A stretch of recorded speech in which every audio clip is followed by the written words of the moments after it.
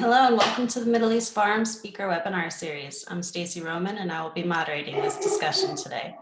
We are pleased to have Endy Zemenides, Executive Director of the Hellenic American Leadership Council, join us to discuss, can Greece provide an alternative to Turkey and US strategy? Mr. Zemenides will speak for 15 minutes, then open it up for questions. Should you wish to ask a question, please use the Q&A box located at the bottom of your screen to type your question. And with that, I will turn the discussion over to Mr. Endy Zemenides. Thank you, Stacy, and thank you to the Middle East Forum, and welcome everyone, and Happy New Year. I really hope everybody has a great bounce back year in 2021. The topic today, can Greece be an alternative to Turkey for US strategy in the Eastern Mediterranean? I'll get to that question and how complicated of a question it is after giving a little bit of history. And this year, we are actually marking the bicentennial of Greece. In March of 1821, the Greek Revolution against the Ottoman Empire, the War of Independence, began. And at that time in the region, there was the Eastern question. What's happening with the Ottoman Empire, the so-called sick man of Europe? We fast forward 200 years, and there's similar questions about Turkey, the sick man of NATO, or the sick country of NATO. And it also seems that we haven't figured out here in the United States, Brussels hasn't figured out, how do you treat Turkey? Turkey, in many ways, is still living off a legacy of relationships, post-World War II relationships, and hard power assets like Incirlik Air Force Base, and is doing a masterful job at holding the West, and specifically Washington and Germany hostage. When we talk about the modern relationship, we are talking about the post-World War II world order. Because in World War I, the Ottoman Empire was on opposite sides of the United States. In World War II, at best, it was neutral. And it was only because of the Truman Doctrine, and this links Greece and Turkey together, that the United States started investing in a leadership role in that region. They were worried of losing that southeastern flank of Europe to communism and to Soviet influence, and really invested heavily both in Greece and in Turkey. And Greece, remember, at that point was in the midst of a civil war. And they secured Western influence and US primacy in that region and prime influence. And Greece and Turkey have been linked in US strategic thinking ever since then, even as far as which coups in both countries the United States backed. They both were linked in US strategy during the Truman Doctrine. They both entered NATO together. They both were on the US side in Korea. And then when we got to the 60s and 70s, when there was tensions over Cyprus, which culminated in the eventual Turkish invasion and occupation of Cyprus in 1974, that's when the Greek-Turkey tension started playing into US foreign policy as well. Turkey and the US have had a difficult relationship ever since. I wanted to bring up 1974 because you heard a lot about it. Again, once the US imposed cats on it. From Turkey, you would hear, well, this is just going to accelerate the independence of our arms manufacturing and of our defense industry, just like the US imposed arms embargo on Turkey as a result of the 1974 invasion of Cyprus did. They are, to characterize a relationship since 1974. Probably the Council on Foreign Relations report, there was a report in 2018 that was titled "Neither Friend Nor Foe," is the most appropriate characterization of this relationship. In fact, the author of that report has more recently said it should be titled "More Foe Than Friend." But what we've seen, that despite a tremendous effort towards Erdogan over several presidencies, President George W. Bush tried to establish close ties with Erdogan. President Obama, in his first term, famously spoke to Erdogan as much as any world leader, made his first foreign trip to a country, to Turkey, a first state visit, uh, and had Erdogan at the White House. President Trump and Erdogan, while there were policy tensions, especially at the end, President Trump gave Erdogan direct access to him, spoke to him a lot, uh, spoke warmly of him. So, despite that openness to Turkey, Turkey has become increasingly and consistently unreliable, threatening both US values, but interests, as we've seen from the time of the emergence of the Islamic State, where Turkey did not prioritize fighting the Islamic State, instead wanted to prioritize its fight against the Kurds. Uh, at the time of when the US and the EU during the Obama administration were on the same page on Iran sanctions, Turkey was always exploring its alternatives with Brazil, going against US wishes. Turkey sponsored and helped perpetrate the flotilla and the second failed flotilla against Israel. And despite massive uh, efforts by President Obama himself, which resulted in Prime Minister Netanyahu apologizing to Erdogan, even though it was Erdogan and his government that sponsored the flotilla. Those relationships never got better. And in fact, Turkey sponsors Hamas and Hezbollah and helps finance them and shelter them in Turkey. We've seen the United States, specifically during the Obama administration, hold up Turkey as an example during the Arab uprisings, only to see them sponsor the Muslim Brotherhood throughout the region. And in terms of Greece and Cyprus, one of the great developments in the region is coming together in the Eastern Mediterranean around natural gas and energy resources, reminding people of the opportunity that existed in post-World War II Europe. The steel and coal community helped build rule of law in Europe, helped build alliances in Europe and partnerships that no one would have ever expected, specifically between Germany and France. And you see the Eastern Mediterranean coming together in the same way. If someone 10 years ago came on this forum and predicted that there would be a table around which the Israelis and the Jordanians, the Greeks, the Cypriots, the French, the Palestinians, the Italians were all sitting down and coming up with rules and cooperation and collaboration, we would have laughed them out of the room. But that's exactly what's happening with the Eastern Mediterranean Gas Forum. And Turkey wants to be a spoiler. Turkey does not, besides the fact they've been invited to participate in this East Med Gas Forum as long as they agree to play by the rules that everybody else is coming up with by consensus, but they don't want to do that. They want to treat the Eastern Mediterranean and the Aegean the way China treats the South China Sea and the East China Sea. They think they are a hegemon in the region and that everyone has to play by their rules.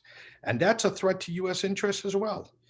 For the US, with less resources and apparently less willingness by the American public to play the same role in the Eastern Mediterranean, in the Middle East, as it has, to have a growing alliance and partnerships between countries that never partnered before, and that these partnerships are becoming codified and formal, is a tremendous asset. And for Turkey to threaten all that puts the U.S.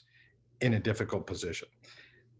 That I'm giving it just a bit context, and I'm happy to answer questions on that. But to directly answer the question of this talk, is Greece an alternative to Turkey in U.S. grand strategy? Probably depends. The answer depends on how you define an alternative. It's part of an alternative, and it's part of an alternative strategy, and it may be the center of an alternative strategy that that is long overdue. The Congress has actually been ahead of the game compared to successive administrations. And I want to point to a major piece, a landmark piece of legislation that passed in this Congress a year ago, in the 116th Congress, co-authored by Senators Menendez and Rubio in the Senate, and Congressman Deutsch, Bilirakis, and Cicilline in the House. And with widespread bicameral and bipartisan support, we now have the Eastern Mediterranean Security and Energy Partnership Act, which mandates a new Eastern Mediterranean strategy built on this alliance of the three democracies in the region, which are Greece, Israel, and Cyprus. And one of the reasons Greece is in the center of this is, first of all, geographically, it has tremendous reach when it comes to security. Let's think of Souda Bay on Crete. It's the southernmost NATO base. Has tremendous reach on the energy front. If we're building alternatives for Europe to Russian energy, Greece can get Eastern Mediterranean gas. It can get Caspian gas. The Trans-Adriatic pipeline is going to come through Greece. The Eurasia interconnector is coming through Greece. An Eastern Med pipeline would come through Greece. There are LNG facilities through Greece. Greece is linked to the Balkans. Greece is linked to Italy. Greece is linked to Cyprus and Israel on the energy front. So just when we look at a map, and if you take a broader definition of the Eastern Mediterranean, because you can limit the definition to just the littoral states, the countries that actually border the Eastern Mediterranean, or as other think tanks have done, define it going all the way up to the Black Sea, into the Balkans, and all the way down into the Persian Gulf. In that kind of definition, Greece is really in the center of the East Mediterranean. Greece brings, again, hard assets like energy infrastructure bases, but also very important soft power and diplomatic assets. Greece is the only Eastern Mediterranean state that is strictly Eastern Mediterranean, because if you want to define Italy as part of the Eastern Mediterranean, they meet it, but it is strictly Eastern Mediterranean, that is both a NATO and a European Union member. It has traditionally strong relationships with Arab states, with Slavic states. It's a key to the Western Balkans. It's one city, its capital, Athens, can really properly be seen as one of the great capitals of the Eastern Mediterranean, historically and even today.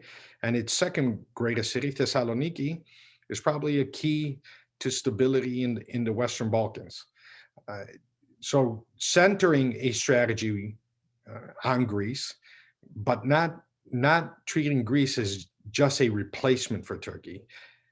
Remember, Greece is in the center of a growing partnership that started with the trilateral of Israel and Cyprus. Then another trilateral started, Greece, Cyprus, and Egypt. Then there was Greece, Cyprus, and Jordan.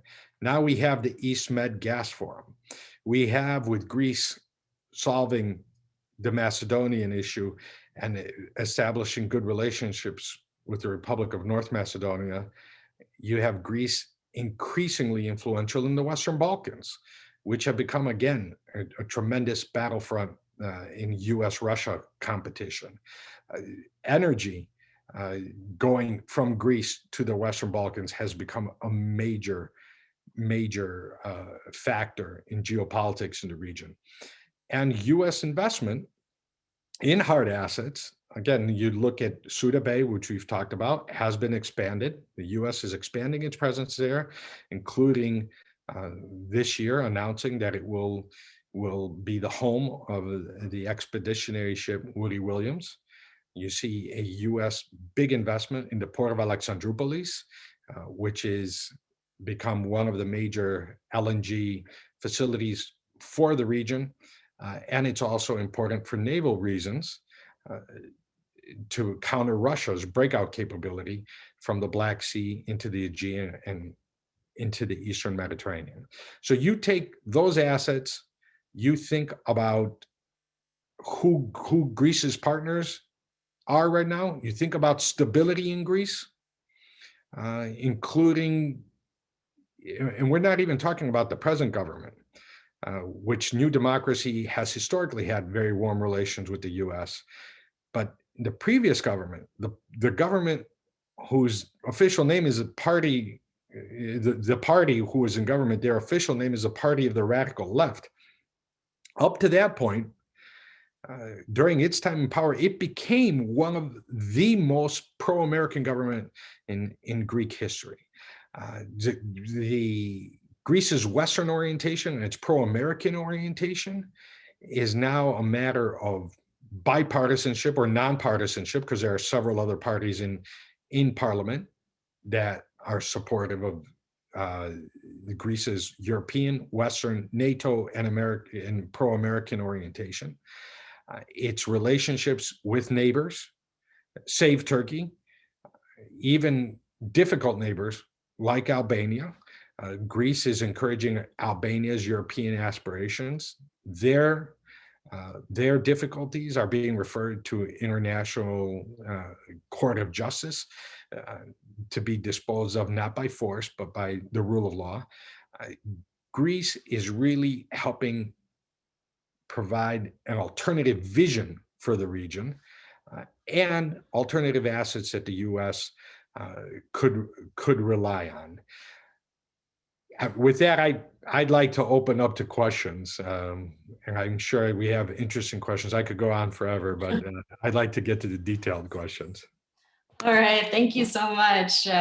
We really appreciate you speaking with us. The first question we have in is, can Greece overcome its internal problems and divisions enough to be an assertive player in the Eastern Mediterranean?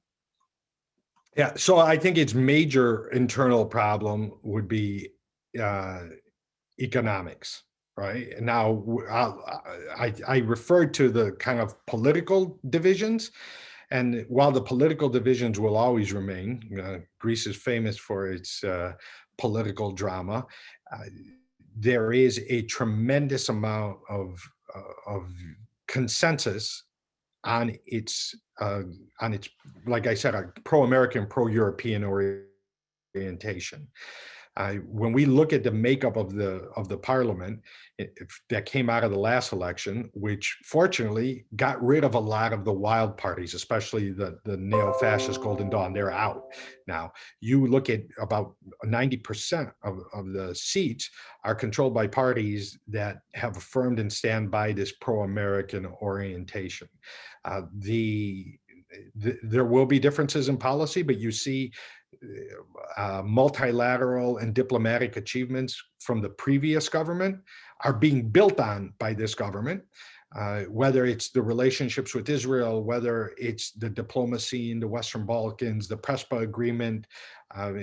So I think the political stability is actually noteworthy. It's something that we haven't seen for a long time, right? There was always debate. Well, if this party's in power, then we know that they're going to lean more pro-American, and then this party will not. That's not an issue anymore.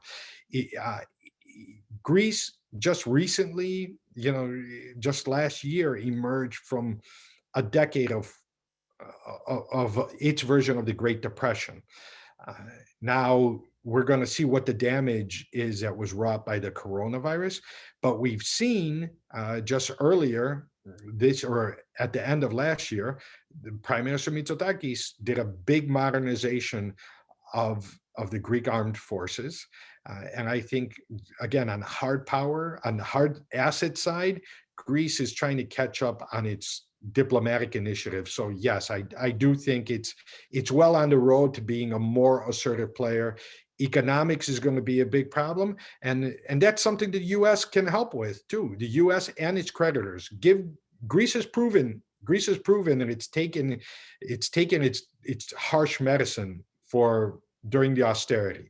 Let's loosen it up. Maybe bring foreign military financing, which used to be a big part of the U.S.-Greece relationship. Let's bring it back on the table and let Greece play this role because it's proven its political stability and its loyalty to the United States. Thank you. And a follow-up to that question, is Greece now economically and militarily strong enough to deal with the Turkish ambitions? Well, let's look at the last year, right? A year ago, in February of last year, Turkey tried to overwhelm Greece's borders by opening its borders and trying to shepherd migrants that had long been in Turkey and force them through the Greek border. Greece held its ground despite a disinformation campaign from Turkey alleging human rights violations, but Greece really held its ground, came out okay. Now, of course, that incident stopped because of the outbreak of the coronavirus too. Then we had in the summer a couple times Turkey sending exploratory vessels into Greek waters, accompanied by military escort. Now, the first time Greece faced them down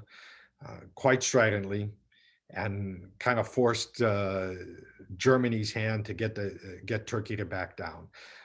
The second time, it was a little more tense. And again, Greece doesn't want a war. Greece has been trying to solve this diplomatically. But I think Greece, as it's shown in both incidents, can defend itself. Right now, the problem is that if a war breaks out, it's over Greek territory. It's over, so they don't want to risk that. And Greece does not want permanent tensions with Turkey, but it's also the price of giving Turkey great hegemony. That's not going to happen. Prime Minister Mitsotakis has spoken in the United States and to American audiences several times last year, and he says there is a win-win-win situation, but there is not a situation where Turkey gets to come here and say what's yours is mine and what's mine is mine. And that's where we are right now. Thank you. And what is the current situation with Turkey and Cyprus? Well, Turkey continues to occupy the a little over 37%, 36% of the northern part of Cyprus since 1974. There have been several attempts at a diplomatic solution. The last one was at the beginning of the Trump administration, which was a carryover of efforts that started during the end of the Obama administration, which are noteworthy because then Vice President Biden, played a role in them, and a couple of the incoming officials, including the designee for National Security Advisor, Jake Sullivan, who was then Vice President Biden's National Security Advisor, the then Deputy Secretary of State, Tony Blinken, the then Assistant Secretary for Europe, Victoria Nuland, the then DAS for Europe, Amanda Sloat. They all played a role back then. And so then we had Crown Montana that fell apart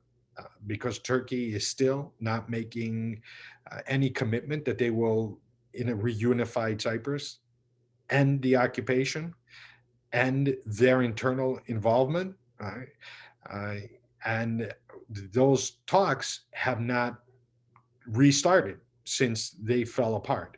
The big the big development over the last several months is Erdogan's preferred candidate won the leadership of the Turkish Cypriot community, and he wants a two-state solution, and he's saying that, and which is flies in the face of all diplomacy, U.S. positions, UN Security Council resolutions, the positions of virtually the entire world. So Turkey may be trying to use Cyprus as a pawn in a greater Eastern Mediterranean game because they know that Cyprus is a key diplomatic partner to Israel. Israel's friendliest border is basically its sea border with Cyprus. Cyprus is diplomatic and its strategic depth for Israel. I think Turkey doesn't have an intention of getting to a solution on Cyprus. For Cyprus' sake, they're going to use it as a pawn in a greater game in the Eastern Mediterranean.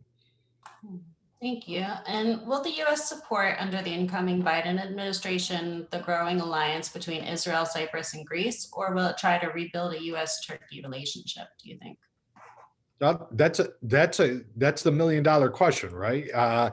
This relationship was started. Remember, the trilateral was started during the Obama administration. There were some people in there who didn't see it as anything more than a kind of a bounce back relationship or kind of a revenge relationship on Turkey. But then there were people, especially in the State Department's Bureau of Energy Resources, who encouraged it and saw the potential in it. The difference between now and then is, again, we have U.S. law, new U.S. law in the Eastern Mediterranean Security and Energy Partnership Act. We have a much different world. We've seen, I think there were people, the Victoria Nuland 4 or 5 years ago, I was in meetings where she said, well, Turkey can be a hedge against Russia. Well, we've seen that that's not true, that Turkey has a not helpful relationship with Russia either. And they may not only not be an asset in the US competition with Russia, but they may be to some extent a fifth column. So the world is much different.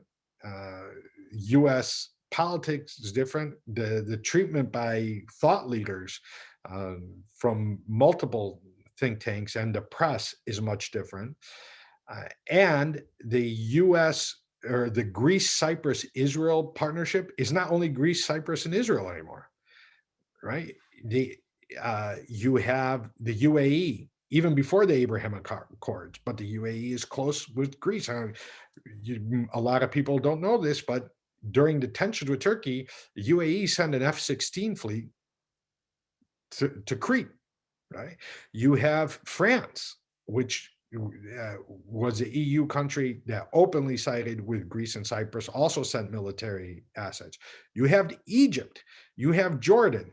So you have all these countries coming together. This is not about siding with just Greece or Greece, Cyprus, and Israel versus Turkey. This is about that there's something positive happening. Everybody's coming together, right? Turkey actually has accelerated how quickly they're coming together because there are positive reasons. There's energy diplomacy, economic reasons, strategic depth, but there's also some level of bandwagoning. And the U.S. needs to come in there and say, listen, these guys all want to work with you. Everybody, Greece, Cyprus, Israel, everybody has been open to negotiations with Turkey, eventually putting Turkey into the East Med gas forum. But the U.S. has to tell Turkey that the train's going to leave the station without you, and we're going to be on that train too. You need to change, not the others.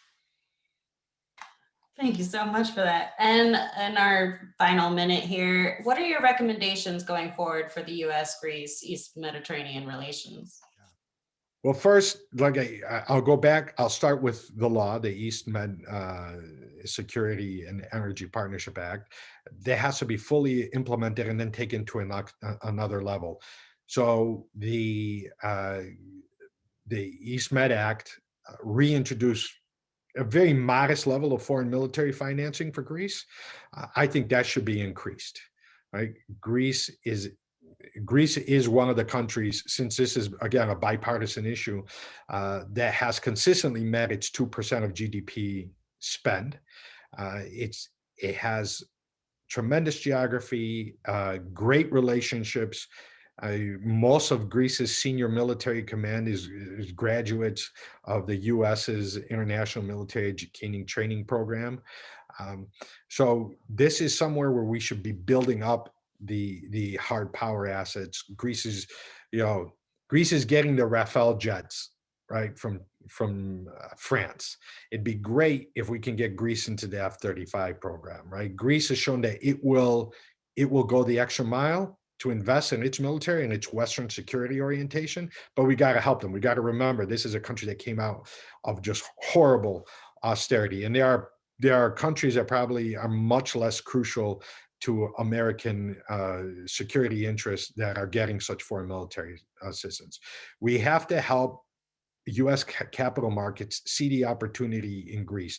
The US, unlike China, doesn't have some sovereign wealth fund and goes and buys infrastructure. When Greece was in austerity, we were part of the international community saying you got to privatize a lot. And then the US didn't show up when China bought the biggest port in Greece, which is on its way to being the biggest port this year in the Mediterranean, and within the next couple of years, the second biggest port in Europe. We cannot let the Chinese have free reign in Greece, in the Eastern Mediterranean, in the Southern Balkans.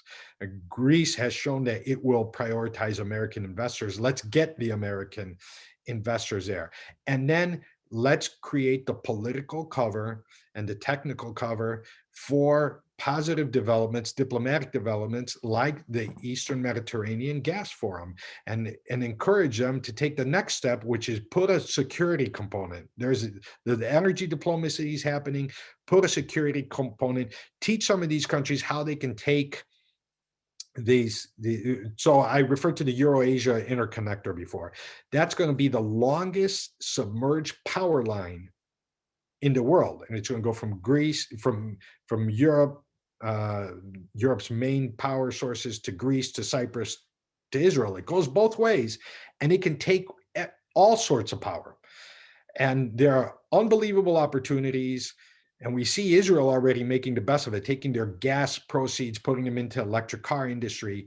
Greece, Cyprus, and Israel are giving us a tremendous amount of solar and wind capabilities. The US should encourage this energy diplomacy to look at all sources and provide political and technical cover, and not just try to fit Turkey into it. Thank you so much. And real quick before we go, can you tell our viewers where to find a little more of your work? Sure. They can go to our site, HellenicLeaders.com, and even better, because everybody does everything on Twitter now, just follow us at Hellenic Leaders. All right, thank you so much. Unfortunately, we've come to the close of our webinar. Thank you again, Mr. Zemenides, for taking time to speak with us. Thank you. Happy New Year. Happy New Year. And for our viewers, please be on the lookout for our weekly webinars offering email coming out over the weekend. Thank you all for joining us, and I hope you have a wonderful day. Okay.